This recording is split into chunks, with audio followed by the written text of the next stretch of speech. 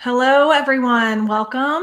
I'll give everyone another minute or so to file in. We're really excited to chat with you today about signals, ads, outreach, all of the things. So we'll give everyone another minute or two. If you want to, if you are joining us from somewhere exotic or not, let us know in the chat where you're coming from.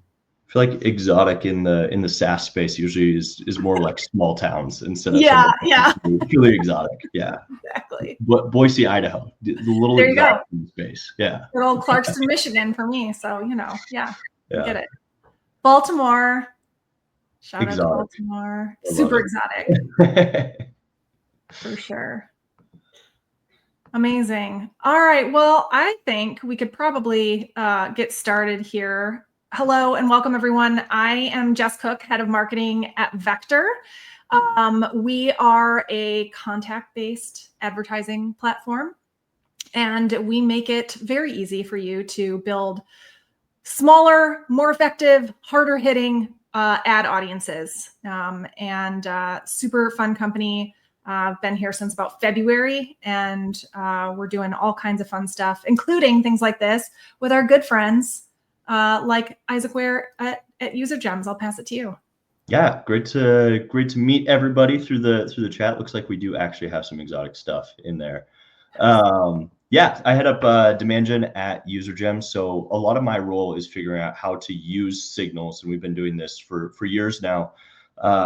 Use signals for outbound and now for ads. So I'm really excited to join Jess on this one to talk through how we're taking a lot of these signals, looping them into ads to help more effectively target and spend on paid.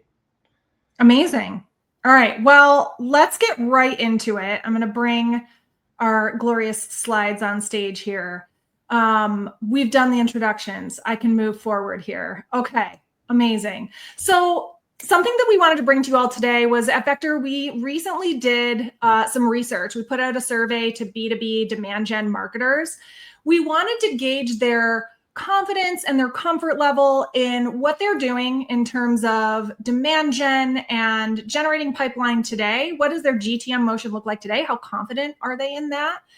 And also how they're using signals to power that current go-to-market strategy. So we brought some of the top line results to share with you today. Some of them are really eye-opening and interesting. And we're going to talk through of them. So something we found that was pretty interesting is that confidence in targeting is low. When we asked demand gen marketers to give us their average confidence rating for their current targeting strategies and reaching the right people, not accounts, the right people at the right time, the average response was a 5.7 out of 10, which isn't, it's not a 3, but I would think that with all of the tools and all of the data that we have today, it would be higher than that. So Isaac, as a practitioner of this day in and day out, can you talk a bit about why you think the confidence in targeting is so low today? Yeah, I was actually even surprised with this one landing at 5.7. And I think people actually might be a little overconfident with their ability to target or have a little too much confidence in LinkedIn and and some audiences like that. I feel like when you really dive into how targeting is going in terms of top of funnel and middle of funnel and more like traditional non-contact based audiences, 5.7 is generous in my opinion, in terms of how much waste is actually in these audiences, especially when you add in that right time element. Yeah. None of really the top funnel campaigns or anything that I usually see typical demand gen or paid running actually fall into that category of correct timing. I would say that's the exception instead of the trend. So 5.7 is a brave number on that side of things, in my opinion. That's fascinating. Yeah. And it's really interesting to see. I think you bring up that right time piece, because I think that's where a lot of what we're going to talk about today comes into play, right? The reason why you would even get in front of someone in the first place. All right. Yeah. So let's move on to the next one. This was interesting as well. Most of our respondents are using basic signals, right? These are kind of the top 4: web visits, firmographics, CRM activity, and ad clicks.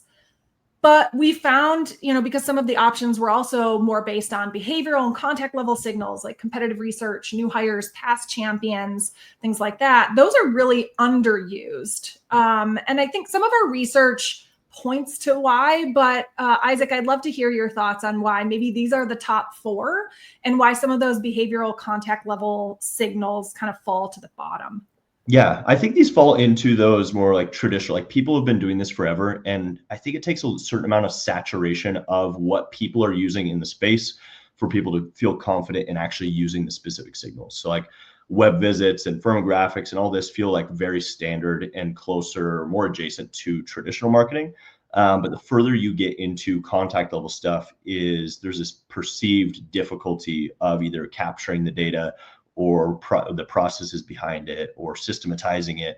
Anything that goes into those, I think people start viewing it as too difficult to actually execute on. So I'm hoping to, with this, we show like it isn't actually as difficult as you would think to get these contact level audiences or these very specific contact level signals or contact intent. So I'm excited to talk through this one because I think that's the reason for these numbers being so low. Yeah. And actually, it's funny. I feel like web visits and firmographics, those kind of feel like greens fees to me in terms of how you would target even at like a basic level. And so it's really surprising to see that it's not, much closer to 100% for both of those. So that was kind of an interesting takeaway for me too. Yeah, definitely. Okay, you spoke to this perfectly, but I think what we learned from our research was that the top blocker from people using contact level and kind of these behavioral signals is they're not sure which signals matter or how to act on them. When we asked what are the hardest parts about using behavioral signals, these were the top 2 answers. I don't have the tools or integrations, which to me says they don't even have access to that data to know like what those signals would be. And then the second most popular answer was, I'm not sure what signals matter most. So they're not sure like which signals, even if they had them, would kind of show them that was an audience or a group of folks that they needed to go after. Yeah. And your thoughts on this, Isaac? Yeah, it definitely, I definitely dropped a spoiler on this one, but yeah, it's, I think even the people that do have these signals in place, or they have some of these signals in their CRM, or they have the data, even some of the basic stuff in terms of executing or pushing it to LinkedIn ads or anything like that become very, like they sound very simple in theory.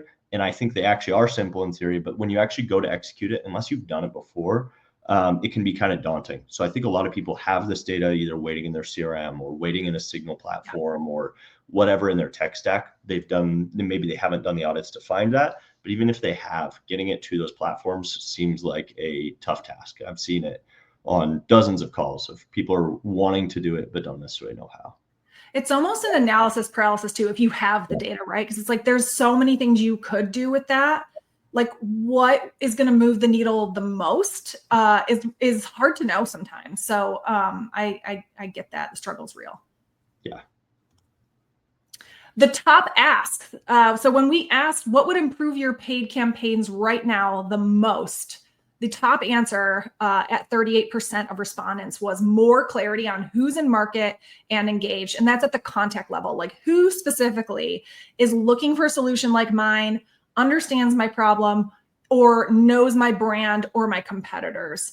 I mean, this kind of feels like a no-brainer. Like, yes, wouldn't we all want to know that? Isaac, what do you think? Yeah, this falls more in line of where I would expect that 5.7 on those earlier slides to fall in reality. Yeah. I do think people don't realize like how few people are in market at any given time. So like being able to actually figure out what that is, or at least get closer to that mark, is huge. I mean, it makes or breaks paid campaigns all the time of that extra little segmentation that you can do to get closer in certain areas. 100%. All right. I think this is our last stat before we get into like the real fun stuff, ad creative strategy breakdowns.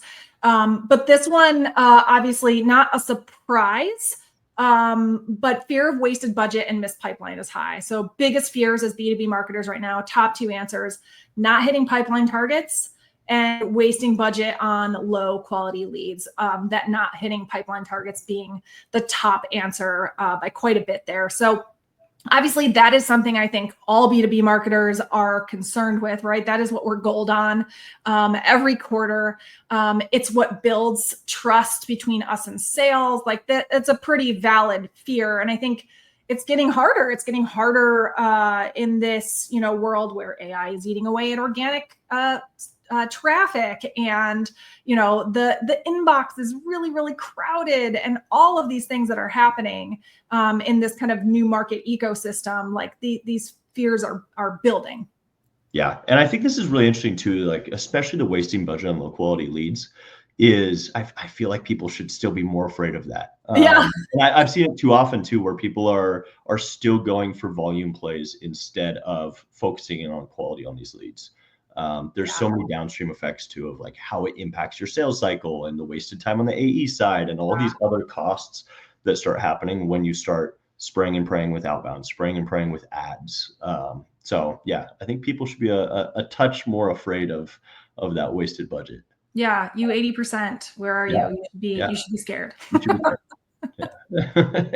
All right. So I think the TLDR on this is like marketers are overwhelmed by the data and underwhelmed by what it delivers. There's a lot out there. Which signals are right? Can I go after, where do I even find the behavioral and the contact level stuff? And then like, they're just not sure what to do when they even get their hands on it, right? Does this kind of speak to you, Isaac? Yeah, it's 100%. I do so many calls every single week where this is the problem. People have signal over. I mean, a few years ago, we would have a couple signals every once in a while. Even on the UserGem side of things, we were way more limited in how many signals we were providing. And now the signals seem to be unlimited. And a lot of these tools are leaning towards this, like, here's your unlimited signal batch, figure out what to do with it, without actually prescribing, like, here are your low-hanging fruit, like, here's what you should be going after, here's what you should push into ads, here's what you should push into other channels. And what to actually do with the signals. Yeah, it's okay. That's a fabulous segue, I think, into like our next visual here, which is it is a lot. There's so many signals out there you could be using, and not all of them are created equal, right? So we have kind of this spectrum of signals here, all the way from someone just being on your site all the way to demo booked, right? And there's everything in between. And there's, again, just so much you could do with any of these. And I think to understand, like, okay, well, if someone were to sign up for a webinar, does not mean they're ready to buy, right? They're just more interested in more information. Like, what's the right next step? And I think something that, like, Isaac, you have proven, and that we're proving at Vector as well with our, using our own product, is that ads are a really, really high performing place to push these signals, right? To use these signals to kind of understand how to build the right audience from that signal, and then also the creative that you put in front of them. Thoughts on this, like, wide range of signals and like the confusion around it? Yeah, and this is definitely more like a palatable version of what I've seen we're trying to execute on too. So it's it's one of those things where you need to almost view it as like a layer cake approach of that whole like crawl, walk, run situation, where you find that low hanging fruit and you push that to the channels with each one of them, and kind of put your blinders up. Don't look at the other signals yet. Stand up that one signal. So for us, it's like for past champions, you have that outbound, obviously, but then you surround them with ads. And then same with new hires, you have that, but then you surround them with ads. And they just keep piling on over time. And you end up with this program where on every single channel, you have an evergreen audience, where your outbound is constantly turning over, your ads are constantly turning over with fresh creative, with a fresh audience. So you don't really have to worry about ad fatigue as much as you do with some of these other signals and approaches to ads. I love that. And I love the advice of just find one that you have a hypothesis is really going to have an impact on your business, where your ICP is like clearly, raising their hand as someone who's interested, and just start there. I think that's just great advice for like any like new marketing program. But I think when there's so many options in terms of like signals and then actions you can take on those signals, and what do I do? Where do I go? That's a really great piece of advice to keep in mind. All right, amazing. So where does all of this boil down to? Like, what we just showed you kind of this plethora of signals, right? And Isaac and I want to show you all today how we're using signals and how we're using Vector to kind of take that signal, inform our audience, build an audience, and inform the ad creative and the messaging so that you're hitting that right audience, right message, right moment every single time you're launching a new campaign. So I'm going to hand it over to you, Isaac. You have some incredible examples, and you and your team have been doing amazing work and really like proving these hypotheses over and over using Vector. So I'm going to jump into your examples here. Yeah, I'll kind of dive into some of these campaigns that we've been running for a very long time. One of the first ones is more focused around aligning your sales team, aligning your reps with your marketing program. So obviously everybody on the sales side of things understands what multi-threading is, and they're executing on it all the time. At UserGems, we have all of those contacts listed out. We have all of the contacts that an AE is working and ADR is working to pull more people into those buying groups. And because we want to be accelerating these deals on the marketing side, we aren't just concerned about that new demo request coming in. We want to actually make sure it closes on our side for demand. We're actually using all of those contacts that an AE would be using to multi-thread to actually multi-thread on the ads side of things. And the one thing I will point out here is the difference between account and like LinkedIn native targeting for multi-threading versus a vector pushed audience of these contacts is the ad waste. So with typical multi-threading programs that I've seen, and they're few and far between that I've actually seen executed, what you usually see, especially as you go to enterprise, is you have a deal open up with Cisco. You're trying to use LinkedIn targeting to say, okay, as soon as an op opens up, we want to target everybody in this department at this account. And all of a sudden you have an enterprise account with 1,000 people in that department. It eats up all your ad budget. So what we've found is by going after the exact same contacts that are receiving these outbound multi-thread emails, is that we're able to accelerate deals, get more buyers involved in the deals, everything like that, with really minimal spend on the ad side of things. So what we're saying on the side for the ads is, hey, marketing, hey, sales, hey, RevOps, your team is talking with us about X. Do you want to join the conversation?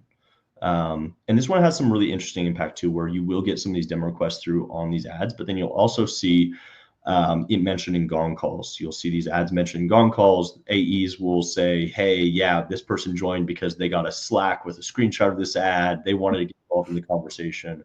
Or even further down the funnel, where you have ads like this running to a CFO with social proof, where you're able to social proof some of these later stage blockers.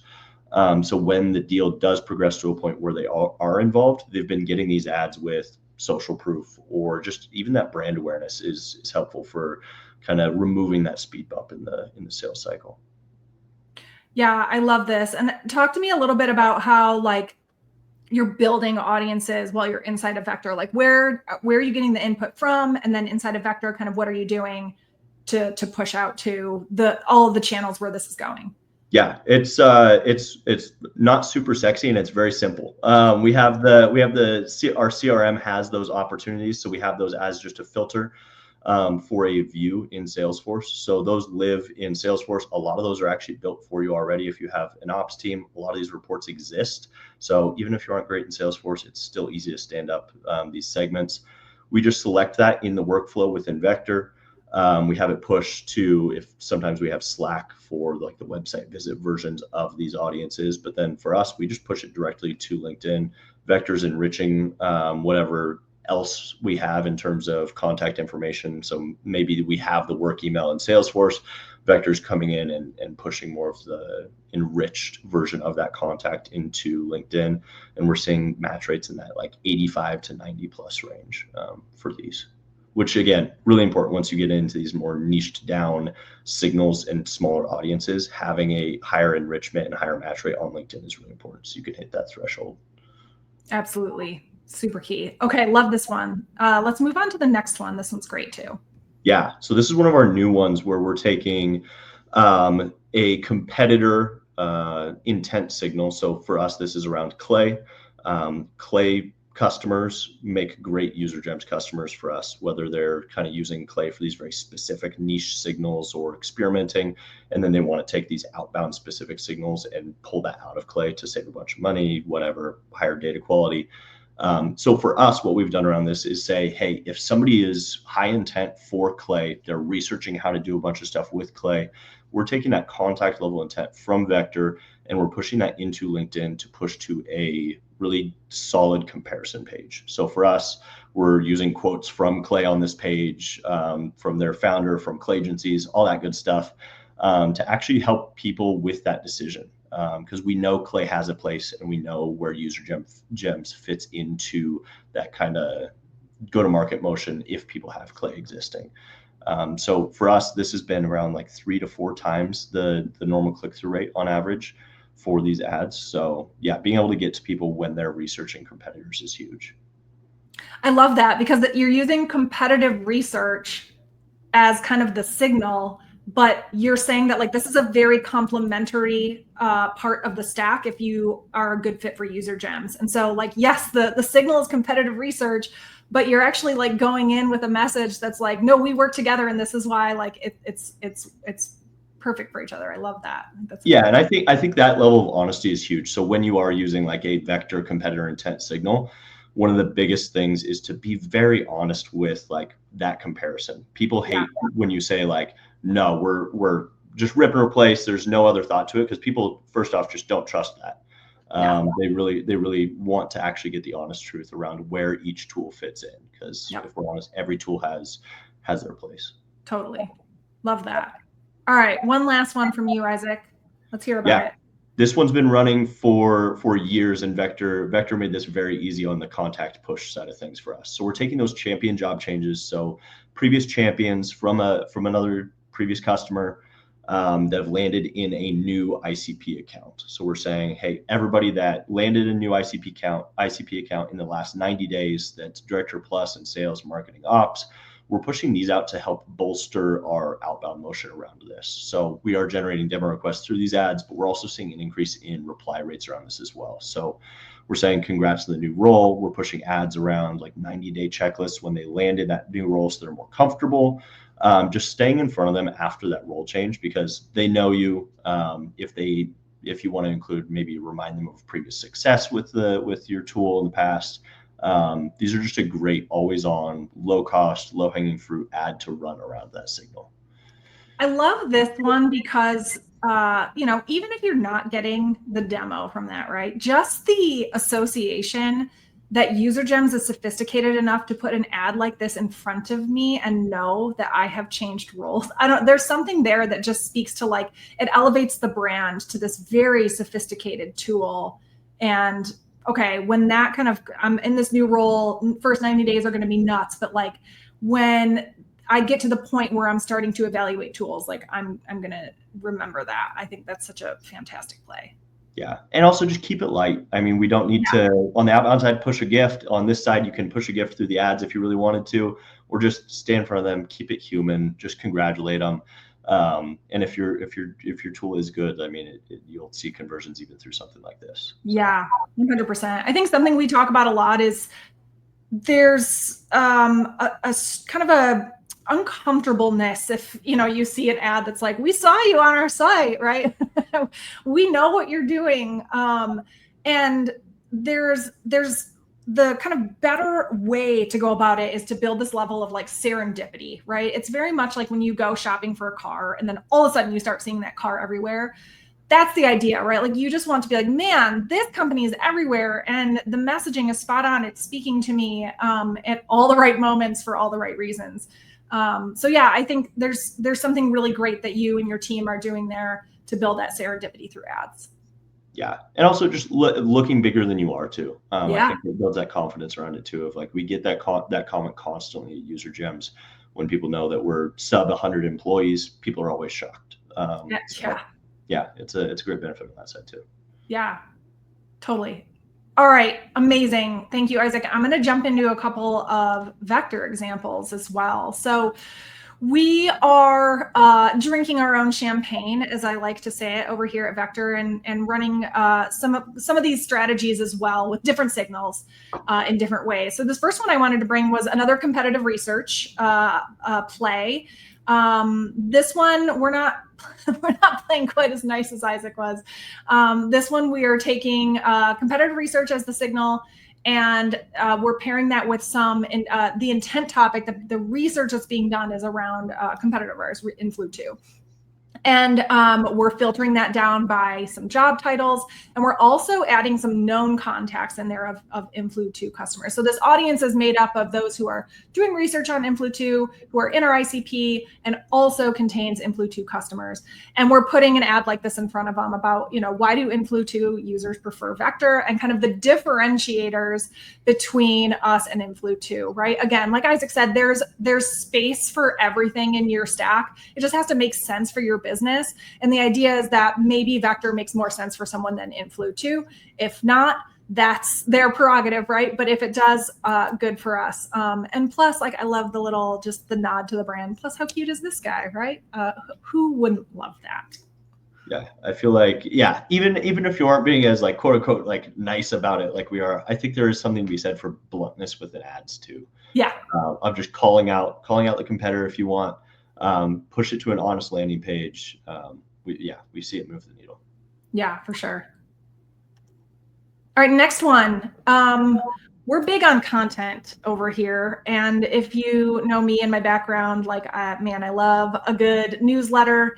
And so we wanted to test out, if people who are looking at our editorial content, maybe they want more from us, and can we give them an opportunity to do that by signing up for our newsletter? So the signal was anyone who's consuming our editorial content on the Vector website. And so we filtered down in Vector anyone who's been to the site and has ever gone to vector.co/blog or vector.co/playbooks, right? They're perusing kind of the information we have out there. They either found it through organic search or from direct. And so we thought, hey, what a better, kind of signal that maybe they want more from us. And so we have kind of this set of ads that we're testing around just what is in our newsletters, and if that's of interest to you, signing up. This one's exciting because it's just kind of a simple play to get more folks into our universe. And yeah, just kind of an interesting way to take what would normally be just kind of could be a dead end, right? Someone going to your blog and then moving away, and turning it into an opportunity to really bring that person into the fold a little bit more. Yeah, I really like this one too, especially if you have high traffic sites or you're a larger company where you want to get this audience narrowed even further. Take a look at those paths that people are taking to conversion, or in this case, conversion to a newsletter subscription, something like that, and watch what pages they hit before that action actually happens. So you can even layer cake approach this of if this and this, then push to this audience, can be huge for larger companies. Absolutely. And even segmenting that more, right? If you have a whole cluster of topics in your blog about a specific thing, keyword, whatever, and you have more content about that, right? Or you can actually reference that content in the ad. That's a big win too. Anything you can get to be more specific just hits a little harder. Yeah. Cool. One more. This one I'm really excited about because we're running this one just as impressions only.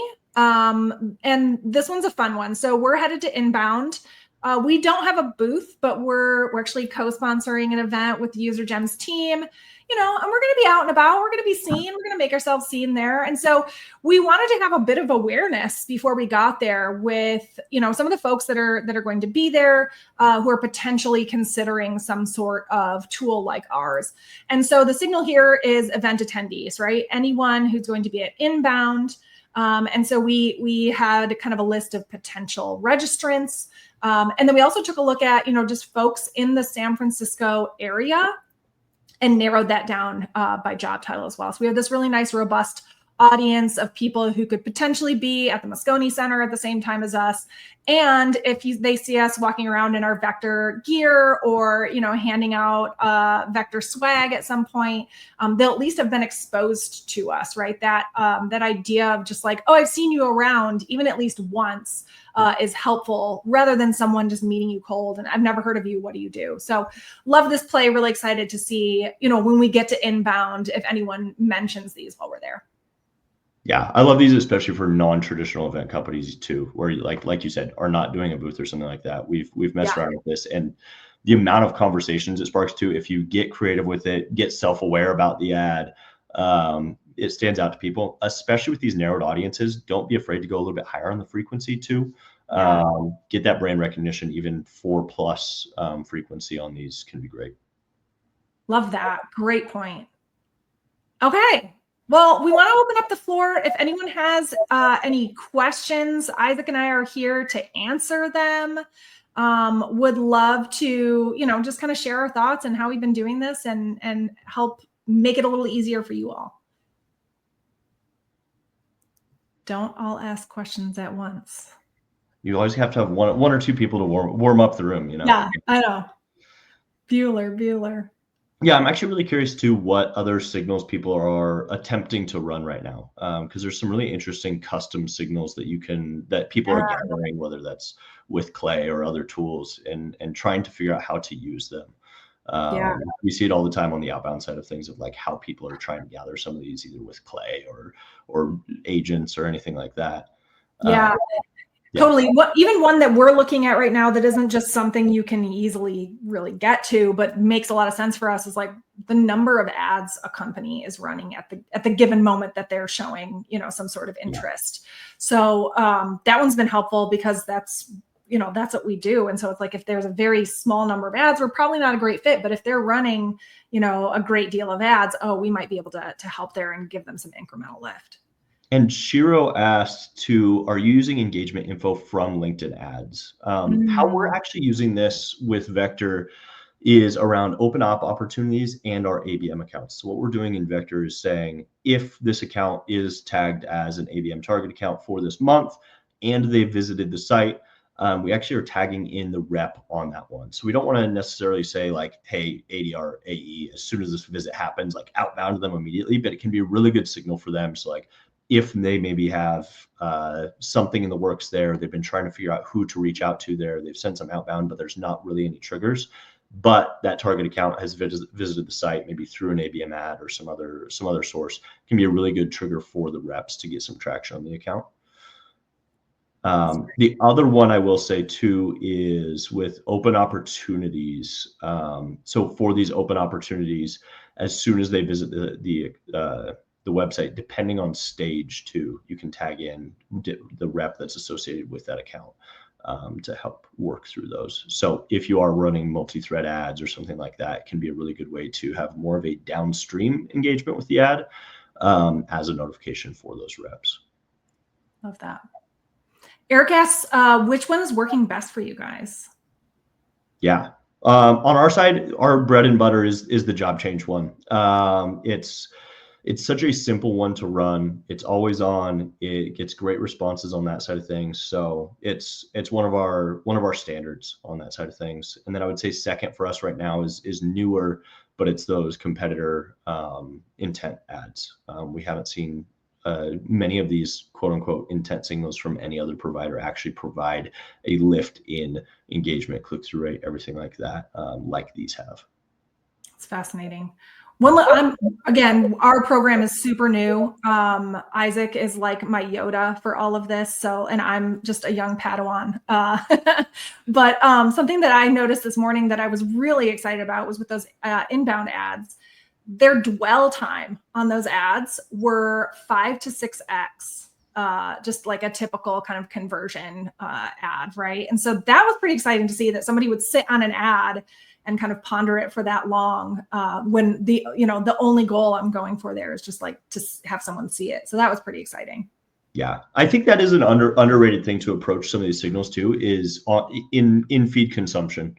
Of like acknowledging some of these not every ad has to be built for like a downstream conversion or a CTA or anything like that. Of like, we have so many campaigns at UserGems where we acknowledge like this is an in-feed consumption ad. Like we know it's not going to be driving these massive CTRs even sometimes. Yeah, it can be huge. Ali asks, yeah, curious to know the best way to prioritize these signals. Feels like our current workflow has bits and pieces all over the place. Yeah. I think there's the basic bit of seeing if you can identify, do an audit of maybe some of these, if you have these signals living somewhere, do a very manual audit of how these are all performing. For us, like the ones we always recommend are starting with like revive, close, lost ops, push those into ads, use those for alignment with your reps. Go in there, try and manually find those job changes, find these contacts at late stage, any of those, do a manual audit of that, and then see how, do a gut check on those two of look at those, find some contacts that manually match those, and then see how that's been impacting like downstream sales cycle, anything like that. I will say job change, like it's a little biased coming from me, but job changes, revive, close, lost ops, new hires at buying accounts in buying role, or ICP accounts in buying roles, anything like that are going to be really low hanging fruit for marketing and sales. That's great. And then Travis asks, are you using any signals for customer growth, upsell, cross-sell, or retention? I can speak to one campaign we have running right now for an ads product where we took our entire list of kind of free customers and on our, kind of lowest paid plan and use them as an audience. It's still running. There's kind of a lot of variables, but we're seeing pretty good momentum with that, right? So that's been an exciting use case as well. How about you, Isaac? Yeah, for us, you can use any of those competitor intent ones as a retention, churn reduction type play. Can also be a great signal in Slack too, of like maybe you have all of your accounts that are due for renewal as of you in Salesforce. You want to say, hey, if any of these accounts also match competitor intent, we want to make sure we flag the CSM to say like, hey, let's step in here and be consultative, see if there's anything wrong at the account, anything like that to help prevent that churn. For expansion on that side of things, using these like a champion job change signal into an ad at a customer account can be great too. Sometimes your customers at other accounts are using different feature sets. Sometimes you're going to have a stronger champion that moves into an account that's existing. Maybe this account lost their champion. Now you have a new one joining. Can be a really great way to push into that account for an expansion or retention. Love that. This has been so much fun. Isaac, thank you for joining us. Where can people find you if they need to see more of your wizardry? LinkedIn. Pop in on LinkedIn. I'm always also happy to do any sort of calls around ABM, paid signals, anything like that. So always happy to toss you a link to meet one-on-one. Amazing. Thanks all. Hope everyone got something really valuable out of this, and we'll see you again soon. See y'all.